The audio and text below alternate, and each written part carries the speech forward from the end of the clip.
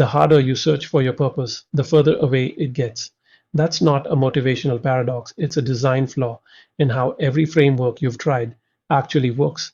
And if you've spent months or years obsessing over this question and still feel nothing, no pull, no signal, no clarity, this video is the first honest answer you're going to get. In this video, I'll show you number one, why the relentless search for purpose is the exact thing keeping you stuck and what the Gita says to do instead. Number two, how to tell the difference between your actual nature and the identity you've been performing for other people's approval. Number three, a concrete elimination process, not a discovery process that surfaces your authentic path without forcing it. Let's get into it. A few years ago, I spoke with a 40-year-old lawyer, sharp guy, successful by every external measure, and he said something I haven't forgotten. I'm sad, very, very sad, every day. He'd read the books, done the journaling prompts, asked himself what he'd do if money wasn't an issue. And every time he ran the framework, he got the same result: nothing, no signal, just a kind of hollow silence where his purpose was supposed to be. What nobody had told him was that the silence wasn't a sign he didn't have a purpose. It was a sign he'd been living so far outside his own nature for so long that the signal had gone quiet. That's what this video is actually about. There's a verse in the Bhagavad Gita that almost nobody quotes when they talk about purpose. Chapter 3, verse 35.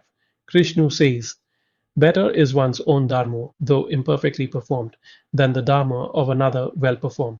Now, that word, dharma, gets translated a dozen different ways: duty, righteousness, path, but the specific term Krishna uses here is swadharma, your own dharma, as opposed to paradharma, someone else's dharma, someone else's script. The reason that distinction matters is this: most people searching for how to find their purpose are actually searching for paradharma. They're looking for a role, a career, an identity that has been pre-validated by culture, something that sounds like a purpose, something that will earn approval, a calling that fits neatly into a LinkedIn headline. And the frameworks that dominate this space, the find who you want to serve frameworks, the monetize your passion frameworks, they all assume the same thing. That purpose is something outside you, waiting to be discovered, like a buried object, and your job is to dig in the right spot. But the Gita's model is completely different. Swadharma isn't discovered, it's uncovered.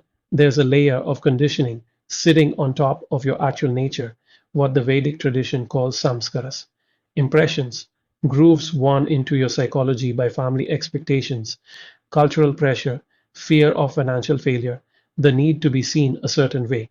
And those grooves run deep. The problem isn't that you don't know your purpose. The problem is that you've been trained to override the signal every time it shows up. You feel a pull towards something, and immediately the conditioning kicks in. That's not practical. That's not prestigious. That's not what people like me do. So you suppress it. You run another framework, you make another vision board, and the signal goes quieter. There's also something happening neurologically here that nobody in this space talks about.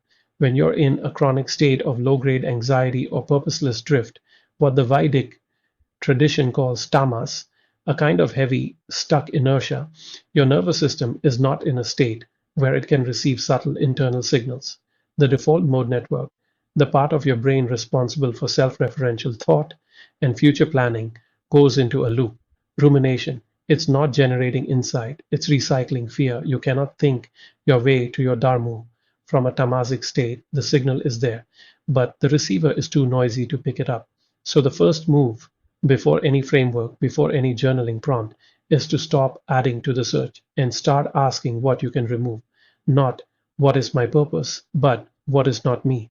Let me give you a way to see this that actually works in practice. Most people, when they try to figure out their authentic nature, go looking for passion, excitement, that famous what lights you up question. And for a lot of people, especially people who've been performing an identity for a long time, that question produces nothing because passion isn't always loud. Sometimes it's quiet. Sometimes it shows up not as excitement but as ease. There's a distinction worth making between what you've been doing and what you've been doing effortlessly, not effortlessly as in it requires no work. Effortlessly, as in, when you're doing it, you don't have to remind yourself to keep going. Time moves differently. You're not watching the clock. You're not waiting for it to be over. For the lawyer I mentioned earlier, when we actually dug into his week, not his job title, his actual week, there was one thing he consistently did that fit that description.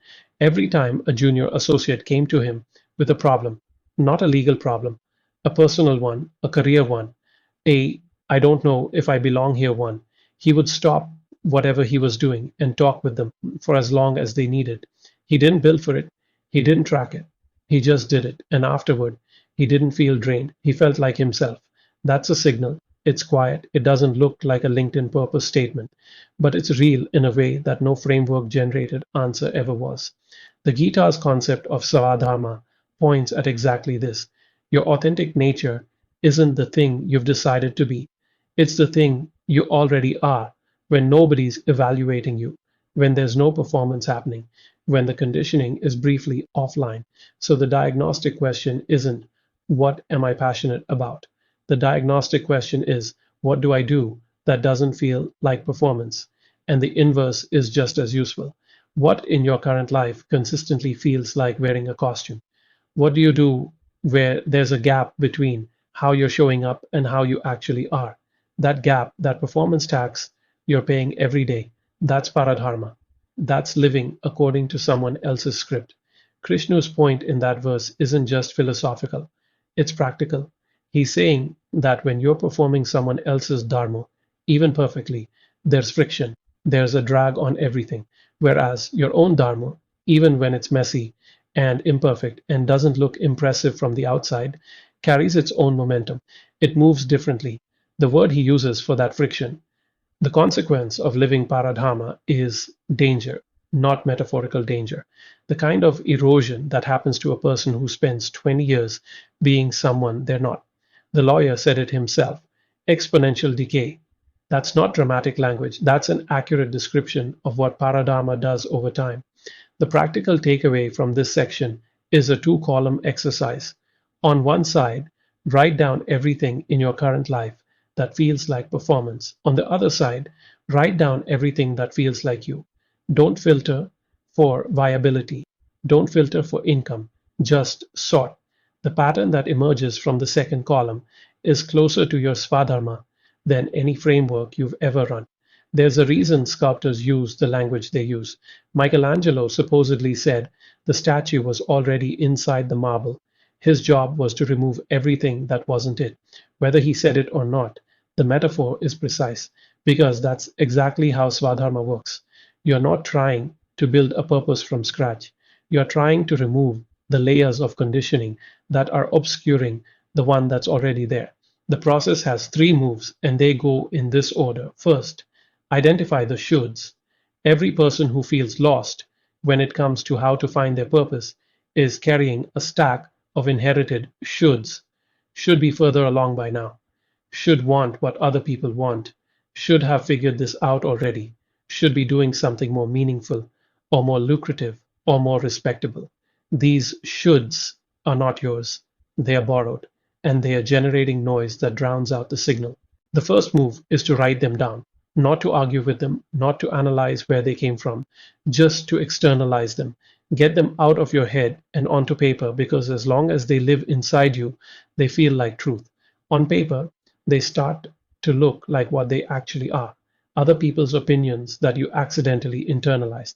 Second move, subtract the fear based choices. Go back through your major life decisions, career, relationships, where you live, how you spend your time, and ask honestly which of these was driven by fear of disapproval, fear of financial insecurity, or fear of being seen as a failure. You're not looking to regret those choices.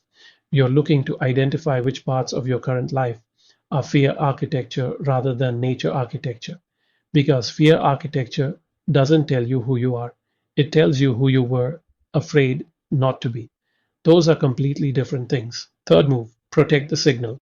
Once you start to see what's left after the shoulds and the fear choices are removed, you'll notice something. The remaining things feel almost embarrassingly simple. Not grand, not impressive, just true. and the conditioning will immediately try to dismiss them. That's not a purpose. See, that's a hobby. That won't pay the bills. That's not enough. This is the critical moment. Because the Gita's point is that Swadharma doesn't need to be impressive, it needs to be yours. An imperfect life lived in alignment with your actual nature will always outperform a perfect life lived in someone else's.